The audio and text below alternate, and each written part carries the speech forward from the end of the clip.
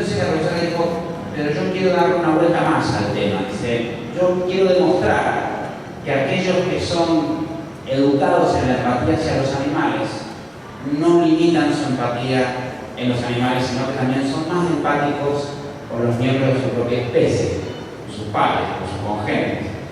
Y entonces pusimos en marcha este estudio para ver si eso era cierto. Bueno, el resultado ha sido muy alentador en esta materia, porque la teoría es la siguiente: los seres humanos nos vemos a los otros seres humanos como competidores, nos vemos como un peligro los unos para los otros, tenemos miedo muchas veces, también confianza, pero muchas veces mucho miedo, y esa peligrosidad o esa amenaza no se ve en el caso de los animales. Entonces los niños comienzan a desarrollar eso llamado empatía, ponerse en el lugar de los demás. Uno de los tantos ejercicios que se hacía en el santuario es el de observar a los animales por qué hacen lo que hacen, y los niños tratan de decir por qué hacen lo que hacen. O sea, por qué ese caballo hizo eso, por qué ese chanchito hizo eso, por qué esa vaca hizo eso, o por qué ese perro hizo eso. Esa observación les obligaba a ponerse en el lugar del animal. Pero, según explicaba la doctora Castaño, la empatía es como un músculo que a medida que se empieza a desarrollar se fortalece y se crece. Y en definitiva, eso traspasa la propia observación que con los animales, y los niños comienzan a ser más empáticos entre ellos. Y ya hay algunas pruebas de esto, estudios que ella misma hizo en Colombia, o estudios que hizo la Asociación PRODA en España, también hay en materia, avalado incluso por la Consejería de Educación de Valencia. Quiero decir que estamos yendo en un buen camino. ¿Por qué? Porque nos estamos dando cuenta, como les decía antes, que hay una confluencia de intereses entre quienes quieren la paz para los humanos y quienes quieren la paz para con los animales.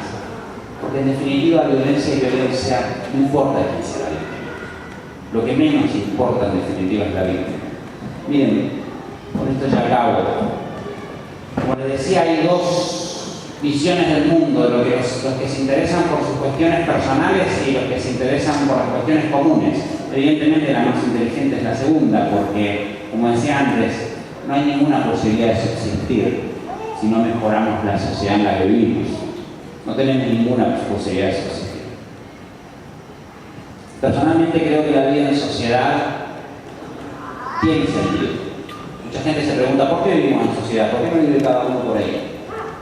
¿Por qué tenemos una administración, un sector político, una representación? ¿Por qué votamos? ¿Por qué vivimos en democracia? ¿Por qué una persona fabrica para que muchos le compren? ¿Por qué vivimos? ¿Por qué tenemos una moneda común? ¿Por qué vivimos en sociedad? ¿Qué sentido tiene la vida en sociedad? ¿Qué nos aporta la vida en sociedad? Yo tengo una respuesta, no sé si ustedes coinciden conmigo. Para mí la respuesta es que la vida en sociedad es la herramienta para evitar el abuso de los fuertes sobre los débiles. Si la vida en sociedad no sirve para eso, en mi opinión, no sirve para nada. Creo que lo único que nos aporta la vida en sociedad, y no es menor, sino que es la base de nuestra subsistencia y de nuestra felicidad, es que podamos defendernos de los que son fuertes y de sus abusos. Ninguno de nosotros podría garantizar su supervivencia si no fuera así. Solo sobrevivirían unos pocos, unos cuantos pocos, en definitiva, que serían los más inescrupulosos, los menos éticos, los más fuertes. La vida en sociedad está hecha para que prime la ética, para que reine la ética, para que reine la consideración del otro y de la otra. Por eso la importancia de que lo nuestro, de que el tema de los animales sea bien argumentado, que podamos explicar que existe una confluencia de intereses, que sepamos hablar un código, un lenguaje que comprenda la administración, que comprenda el sector político, que comprenda el candidato, que estamos en temporada electoral. Es un momento de oídos abiertos en el lado político. No podemos perder esta oportunidad, no podemos seguir esperando el movimiento de los derechos de los animales a nosotros solucionar este problema. Imagínense ustedes qué hubiera pasado si en la época de la esclavitud, en vez de querer hacer una política para abolir la esclavitud, hubiéramos estado metiendo esclavos en nuestras casas, amuchándolos. No funciona así. Para algunas personas sé que puede resultar bastante impresionante o chocante que yo compare los esclavos con los animales, pero déjenme que les cuente algo. Una vez estaba en una charla muy difícil, me tocó una charla muy difícil porque era un sector empresarial y no era más difícil que otras charlas. Y entonces arranqué la charla preguntando si hace 200 años quién de ustedes hubiera estado del lado de los esclavistas y quién hubiera estado del lado de los abolicionistas. Eran todos abolicionistas. Después pregunté, hace 80 años quién hubiera estado del lado de los sufragistas y quiénes hubieran sido contrarios a los derechos de la mujer. Eran todos sufragistas. Le dije, qué suerte que estoy en este grupo porque en aquel entonces la estadística era exactamente al revés. La gran mayoría eran esclavistas y la gran mayoría contrarios a los derechos de la mujer. Es muy fácil estar a favor de los derechos que ya están conquistados. Lo que verdaderamente habla de la catadura política del ser humano es estar a favor de los derechos de los que aún no los conquistan. Y en este siglo XXI, los derechos que nos faltan son los derechos de los animales. Les agradezco mucho la atención.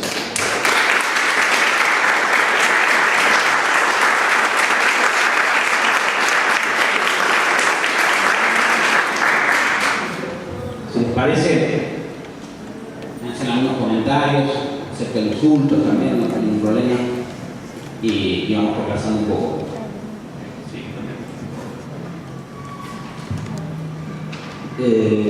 La verdad que es sorprendente escucharte, la verdad que nunca había tenido yo personalmente la posibilidad de escuchar un proteccionista de animales y contar la relación que tiene con el Estado de la vos planteás. Yo creo que las políticas tienen que ser así referidas. El Estado tiene que ser parte y se genera mucho más esfuerzo sumando la colaboración que vos generás. Nosotros somos un grupo joven que estamos trabajando, militando en políticas justamente, llamado de Estado. Y tenemos reuniones semanales donde planteamos un montón de inquietudes. Y el miércoles pasado el grupo planteó el tema de los animales. No se había tocado y la verdad que se planteó no como una necesidad, sino una cuestión que a todos nos interesa, digamos, en general debemos saber qué se puede hacer con respecto a eso y sobre todo en la ciudad de Roma. Cuando se plantea la inquietud, se nos ocurre hacer una jornada e invitar a asociaciones que proteccionistas de animales a la costanera de la ciudad y ver el tema de la adopción de los animales. ¿Sí? La verdad que no tenemos idea de cómo hacerlo, porque la verdad, como no tenemos experiencia en la mayoría, si bien uno de los chicos va a traer el miércoles que viene un chico que va a contar eso, que se dedica a eso, no tenemos experiencia en cómo hacerlo. Mi inquietud es preguntarte cómo se puede iniciar en ese tema, cómo se puede arrancar, digamos. Si está bien lo que vamos a hacer, si es la primera parte está bien, o hay otra posibilidad que podamos arrancar, más fácil, o que nos cuentes un poco eso, de mi inquietud y bueno, felicitarte por la exposición. Muchas gracias. En el sentido técnico las adopciones no soy tan experimentado, pero sí conozco gente que lo es. Entonces quizás podría yo ponerles en contacto con gente que ha tenido muy buenas experiencias. Puedo contarles algunas que he visto, pueden servir quizás a título inspirativo, si se quiere.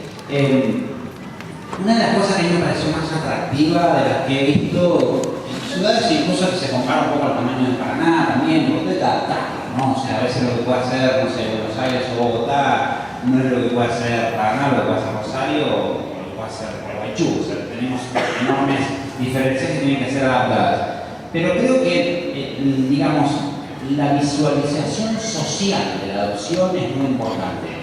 Y esto tiene que quedar bastante claro. Hay dos factores. El primero, tenemos que entender cuál es la psicología del que no adopta, para empezar. Normalmente la persona que quiere convivir con un animal se plantea comprar como primera medida y en segunda medida se plantea adoptar. Una de las psicologías más importantes en la decisión de comprar es que no saben de dónde viene ese perro y puede estar enfermo. Eso el doctor me lo va a corregir.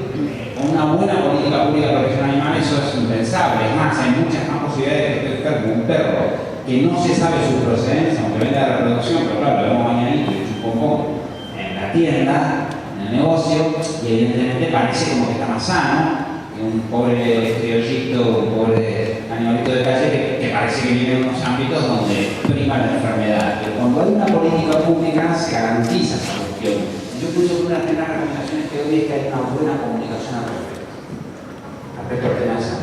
una política, evidentemente, para que la haya, la salud, pero no es una buena comunicación explicando eso. Me parece que eso es uno de los puntos más importantes recurriendo a un tema psicológico, si se quiere. El segundo escalón psicológico, que vuelve también en el tema de la compra-venta, es que tiene que ver con una experiencia de consumo en que compra. Y esto es que se compra un perro o se compra un cinturón. Y ahí me parece que vamos a trabajar en dos líneas. La primera, entender que un perro no es un cinturón, hacer entender que un perro no es una cosa, que un animal no es una cosa. Esto me parece muy importante. Lamentablemente el Código Civil argentino parece que fuera de antes de Darwin, porque considera los animales cosas, contracientífico total. Es una locura. No hubo ninguna modificación en el actual código. No hubo, lamentablemente no hubo ninguna modificación. Yo ahí me quedé un poco decepcionado con, digamos, todo el lobby, por decirlo así, de abogados de animalistas que podrían haber hecho esa es su función, por decirlo así, y no se hizo, y hubiera estado muy bien que se haga. Pero porque en Europa son seres sintientes. En la Unión Europea se aprobó justamente en el Tratado de Lisboa esa diferencia, aunque ahora tienen que ratificarlo los países. Pero, por ejemplo, yo vivo en Cataluña, donde el Código Civil catalán es uno de los 5 códigos civiles que existen en el mundo que diferencia a los animales de las cosas, le da una naturaleza mixta, si se quiere, para poder entenderlo, pero nos permite sacar leyes adelante, nos permite sobre todo ejecutar código penal y toda una serie de cosas que tienen que ver con eso. Pero que los animales no son cosas, fue una teoría del amigo Descartes que de alguna manera, no sabemos cómo, llegó hasta mediados del siglo pasado. Es increíble. Si uno se lo pone a pensar ahora, realmente creo que hasta, perdón por el término, hasta el más tonto sabe que si uno le pega una patada a un perro y se la pega a un sofá, hay una diferencia de carácter sensitivo y ético y moral también, ¿no? Entonces, quiero decir que esa consideración es totalmente contracientífica, totalmente contra la época, pero bueno, él está todo actual. Entonces, es necesario hacer también una campaña de sensibilización sobre estas personas para explicar justamente qué es un animal y qué consideraciones hay detrás de un animal y demás. Y la segunda línea dentro de esa psicología de compra, y yo creo que esto ya es más estratégico, si se quiere, una visión de marketing, pero no puedo renunciar, vengo de ahí, es trabajar sobre que la gente empiece a presumir más de ética por andar con un criollito que presumir de andar con un labrador o el animal que sea. Evidentemente puede ser que nos gusten más unos animales que otros, pero en un sentido de la compañía que generan y una serie de cuestiones más, evidentemente no hay ninguna diferencia. Entonces, si me permite la palabra o se me permite la expresión, el racismo ha extendido las fronteras de la especie, lamentablemente. Y en este caso hay un racismo también dentro de lo que es la materia de los animales y de los perros especialmente, ¿no? Entonces, bueno, hay que trabajar también esa cuestión.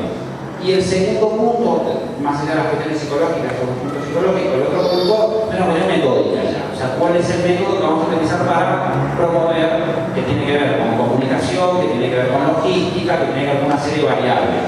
Una de las cosas que puede hacer en la ciudad de Paraná y que en Argentina un gobierno municipal tiene plenas competencias para esto, es prohibir la exhibición de los animales en las vidrieras. Eso es muy bueno. ¿Ya está? No. Yo estoy mandando una pata. Estamos en eso. Listo. Se presentó perfecto. Está trabajando. Es un lado muy bueno. Está bueno, retomando de las propuestas.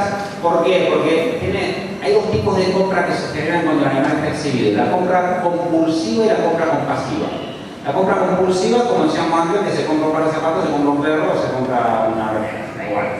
Y luego la compra compasiva, ese perro normalmente acaba abandonado. Es muy raro que ese perro aguante mucho tiempo dentro de una casa. El que compra de forma compulsiva no sabe lo que está comprando, no sabe que va a dejar pelo, no sabe que va a ensuciar, no sabe que va a romper el sofá y no sabe una serie de cosas. No es una persona, no es un hogar predispuesto, digamos, a tener un animal de estas características.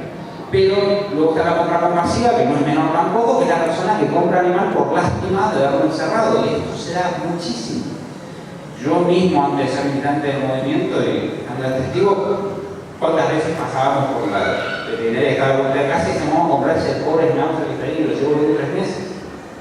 Entonces, verdaderamente acá hay un tema que tenemos que revisar porque te diría que es un mercado extorsionando a la gente con su propia compasión. Es muy miserable lo que está jugando ese mercado. Entonces hay que poner también piedra a este tema. Y esto es una cuestión logística. O sea, ¿qué quiero decir? Que si nosotros tenemos que achicar agua dentro de un barco, lo primero que tenemos que hacer por el agujero para que nos siga entrando, porque si no vamos a estar en la misma toda la vida.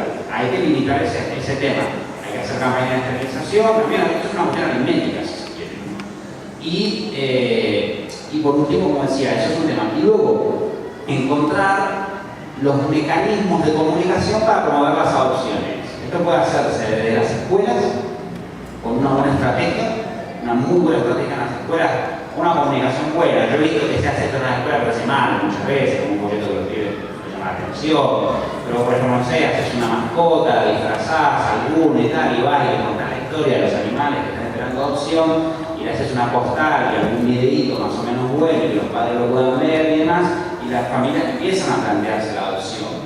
Entonces, yo pienso que eso también hay que encontrar esos mecanismos, hay que los intendentes, los alcaldes, los cargos ejecutivos tienen que hacer un llamamiento a los medios de comunicación para pedir la ayuda. Los medios de comunicación tienen una proyección pública impresionante, no hay que activarla, ¿no? Desde la administración también. Así que, o por ejemplo, poner stands móviles en las plazas, eso es lo que hace Medellín. Medellín tiene un sistema, una camioneta repleta de unos elementos que llegan a la plaza pública, sacan unas rejas, hacen un enorme cerco ahí para tener perros, ponen unas mesas informativas, tienen unas carpas donde le pintan las caras a los niños y cosas por el estilo, se arma una cosa familiar muy linda y sacan muchos perros por fin de semana en adopción con esa estrategia.